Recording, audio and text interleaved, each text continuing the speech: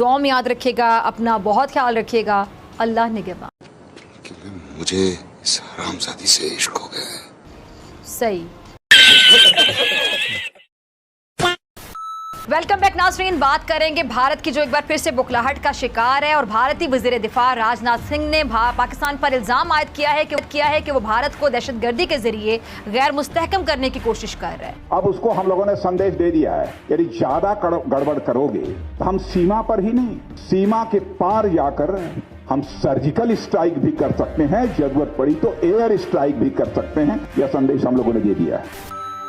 भारत ने जो भारतीय पायलट है अभिनंदन, उसको तीसरा बड़ा फौजी एजाज दिया है। मैंने कहा था इस अभिनंदन को वापस मत करना, ये मुंह पर आएगी। कार के मुताबिक एजाज देने की वजह यह कि अभिनंदन ने पाकिस्तानी फौजी तैयारा F-16 गिराया था। और ये जो आप कह रहे थे ना कि वो हम मिसाइल मार के हमारे किसी भी जहाज को गिरा देंगे, वो आज भी गिरा सकते हैं। इंडिया के 3 बड़े अवार्ड्स हैं, परमवीर चक्र, महावीर चक्र और वीर चक्र, जो जंग में बहादुरी दिखाने वाले अफराद को दिया जाता है। और आज मोदी सरकार ने एयरफोर्स पायलट अभिनंदन को अपने तीसरे बड़े अवार्ड वीर चक्र से नवाजा। अभिनंदन को अवार्ड से नवाज दिया जाता है कि तुमने बहुत गर्व का काम किया है, तुमने बहुत बड़ा काम किया है। अभिनंदन यहाँ पर कोई तरक्याती काम करने नहीं आया था, कोई फलाही काम करने नहीं आया था। अगर उसको मौका मिलता तो वो हमारी शहरी आबादी के ऊपर भी बम गिरा देता। आपने सबसे पहले घबराना नहीं है। एक ऐसे इंसान को आला अवार्ड दिया गया जिसका मिशन फेल हो गया, बुरी तरह नाकाम हो गया, और वो पाकिस्तान के रहमो करम पे था। और अगर पाकिस्तान इसको रिहा करके वापस भारत के हवाले ना करता तो वो अब तक पाकिस्तान की किसी जेल में गल सड़ रहा होता। लेकिन इंडिया ने अपने जीरो और खोटे सिक्के को ऐसा हीरो बनाकर पेश करने की कोशिश की कि ये भूल गए उनका ये निकम्मा और नालायक पायलट पाकिस्तान में क्या गुलछर्रे उड़ा के आया, क्या कारनामा करके आया। इसकी यूनिफॉर्म आज भी पाकिस्तानी फौज के म्यूजियम में सजी हुई है। इंडिया के 3 बड़े अवार्ड्स हैं, परमवीर चक्र, महावीर चक्र और वीर चक्र, जो जंग में बहादुरी दिखाने वाले अफराद को दिया जाता है। और आज मोदी सरकार ने एयरफोर्स पायलट अभिनंदन को अपने तीसरे बड़े अवार्ड वीर चक्र से नवाजा। मैंने एक बात की थी, अब मैं कर सकता हूं, पहले मैं घबराता था करते हुए। मैंने कहा था इस अभिनंदन को वापस मत करना, ये मुंह पर आएगी। तो तमाम लोग, तब मैं ये बता रहा हूं, पाकिस्तान की अक्सरियत मेरे साथ खड़े थे, लेकिन हमारी सियासी कायदीन ने, सियासी लीडरशिप ने थोड़ी सी लचक दिखाई, वापस कर दिया। मैंने आपको कहा था कि अगर आपने इंडिया से डील करना है तो याद रखें आपने उनसे उसी जुबान में बात करनी है जो उनको समझ में आती है।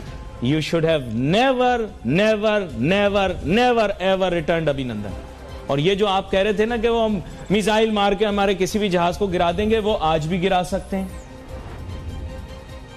अभिनंदन यहां पर कोई तरक्याती काम करने नहीं आया था, कोई फलाही काम करने नहीं आया था। अगर उसको मौका मिलता तो वो हमारी शहरी आबादी के ऊपर भी बम गिरा देता। मैं आज भी अपनी बात पर कायम हूं, क्योंकि आपको पता है कि मुझे इंडियन मीडिया का तो नहीं पता, लेकिन एक नर यहां है। नहीं, आपको बता रहा हूं मैं बात। इसीलिए देखें, मेरे चाहने वाले, पसंद करने वाले पाकिस्तान में भी हैं, हिंदुस्तान में भी हैं। मैं हमेशा अमन और सलामती की बात करता हूं, लेकिन लैंग्वेज मैंने आपको बता दी है। या हमारे मीडिया हो या जिंदगी हो, इसमें लैंग्वेज आपको समझनी पड़ती है। जो जिस तरह की जुबान समझता है ना, उसको उसी जुबान में समझाना पड़ता है। प्यार से बात करो, जब तक प्यार से काम निकले, नहीं निकले तो फिर करना पड़ता है। लेकिन आप लोगों को नहीं आती समझ। हजीमत उठाई इसमें घलभूषण के केस में। मैंने फर्स्ट डे कहा, मैंने कहा घलभूषण को अब मीडिया पे ले आए हो, अब इसका ट्रायल कराओ, ओपन ट्रायल। लेकिन नहीं सुना। खैर एनीवे, मुझे तो पता था ना आगे जाके यहां फंसेगी बात। मैं कानून को घर का लड़का हूं ना। इलामा इकबाल हमारी हवेली पर आया करते थे। जी, हमारी जो खानदानी हवेली है, कानून गो लोग हैं। मैंने आपको पहले कहा था कि अभिनंदन को वापस नहीं करो, और दूसरा आपको मैंने यह कहा था कि घलभूषण यादव का पब्लिक ट्रायल करो, इसको वकील की इजाजत दो, सबूत लेकर आओ और शर्मिंदा करो हिंदुस्तान को। लेकिन नहीं सुनी, अब मुकी खाई, क्योंकि तुम लोगों को लगता है कि तुम ज़हीन बहुत हो, और गुरूर तकब्बुर मेरे रब को पसंद नहीं है। यह है मसला आप लोगों का। आज जब मेरा दिल जल रहा है ना, जब वो लोग बहादुरी का मेडल पहना रहे हैं अभिनंदन को, तो मेरी हट रही है। क्यों? क्योंकि आप लोग सुनते नहीं हो। आप सब बहुत होशियार हो, लेकिन गिद्दड़ मत बनो बेटा, शेर बनो। ज्यादा सोचने से बंदा फंसता है, समझे? उनका कहना था कि हमने मगरबी सरहद पर अपने पड़ोसी को वाज़ेह पैगाम दिया कि अगर उसने अपनी हदूद पार की तो हम सिर्फ मज़ामत नहीं करेंगे बल्कि उसकी हदूद में सर्जिकल स्ट्राइक के साथ फ़ज़ाई हमले भी करेंगे। पाकिस्तान ने भारतीय वज़ीर दिफा का पाकिस्तान को धमकी देने का इंतहाई गैर जिम्मेदाराना और इश्तियाल अंगेज़ बयान मुस्तरद किया और तर्जुमान दफ्तर खारजा के मुताबिक भारतीय बयानात का मकसद आलमी बरादरी की तवज्जो मकबूजा कश्मीर में इंसानी हुकूक की खिलाफ वर्जियों से हटाना है। आपने देखा होगा अच्छे अच्छे लोगों के चेहरे पर से चमक चली गई। भारत इश्तियाल अंगेज़ बयान देने से बाज ही नहीं आ रहा है, बयान पे बयान दिए चला जा रहा है। अभी भारतीय वज़ीर दिफा की पाकिस्तानी हदूद में सर्जिकल स्ट्राइक के साथ फ़िज़ाई हमले करने की धमकी पर आपका मैं मौक़िफ़ चाहूँगी, क्या कहेंगे आप? ये दोबारा से बुखलाहट का शिकार हो गए हैं या ओवर स्मार्ट बनने की कोशिश कर रहे हैं? देखिए, मैं तो काफ़ी अर्से से ये कह रहा था कि उनको जिस किस्म के ज़ख्म लगे हैं पाकिस्तान से और चीन से, और उसके बाद फिर वो हलीफ है अमेरिका का, तो वो आराम से उसको ये चीज़ हज़म तो नहीं हो सकती। वो कोई ना कोई बहाना बनाकर कोई उसको कोशिश करेगा कि उसको बैलेंस आउट करे, लेकिन इम्कान इस बात का है कि वो बैलेंस आउट करते करते पहले वाला इम्बैलेंस है उससे भी ज़्यादा ख़राब हो जाएगा।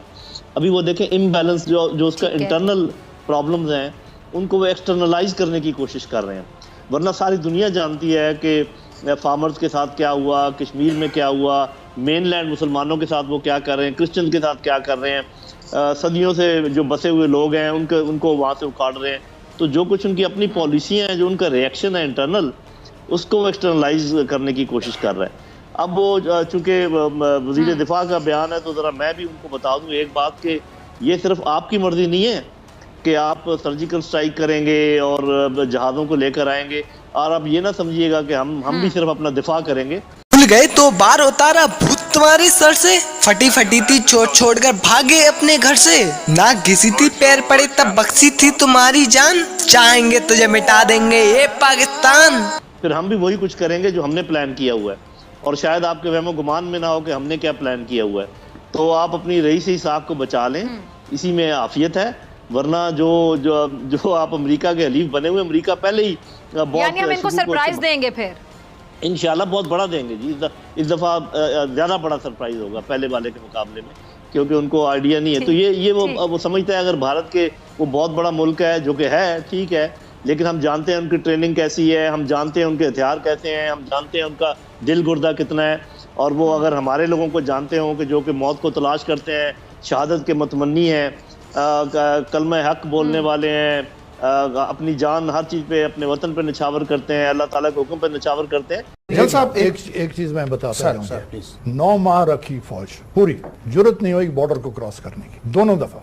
किस लिए लाया? अगर एक फौज आती है बॉर्डर तक तो वो जाती है कि जी हम हमला करने जा रहे हैं, उनको जाके बॉर्डर पे खड़ा कर दें तो ऑफिसर्स में, जवानों में होता है यार डर गए, हमारे ऑफिसर्स डर गए, हमारी गवर्नमेंट डर गई, आगे नहीं बढ़ रहे।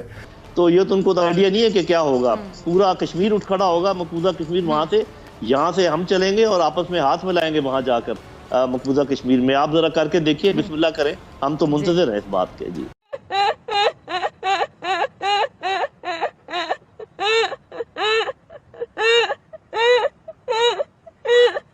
ठीक है। अच्छा जनरल साहब, अब जरा एक खबर सुनिएगा। भारत ने जो भारतीय पायलट है अभिनंदन, उसको तीसरा बड़ा फौजी एजाज दिया है। जली ना, तेरी भी जली ना। और भारतीय सरकार के मुताबिक, ये वैसे बड़ी फनी न्यूज़ है, भारतीय सरकार के मुताबिक एजाज देने की वजह ये कि अभिनंदन ने पाकिस्तानी फौजी तैयारा F-16 गिराया था। शायद भारत को आलमी सतह पर अपनी, मेरे ख्याल से, बेइज्जती करवाने का इतना शौक है, क्योंकि जनरल साहब पूरी दुनिया ने देखा था कि हुआ क्या था अभिनंदन के साथ, और बैनुल-अक़वामी मीडिया की जानिब से जो भारतीय दावा है हकीकत के बरक्स करार दिया गया था। क्या कहेंगे, ये किस तरह की हरकतें करते हैं? ये सिर्फ मीडिया, बैनुल-अक़वामी मीडिया नहीं मेरी बहन, ये जो F-16 बनाने वाला इदारा है, उन्होंने अपने गिनती करके, पूरी दुनिया के F-16 की गिनती करके पाकिस्तान समेत ये कहा था कि कोई F-16 मिसिंग नहीं है। तो वो तो मतलब ये कि वो इतना सिक्का बंद चीज़ है कि जिसका कोई इनकार नहीं कर सकता।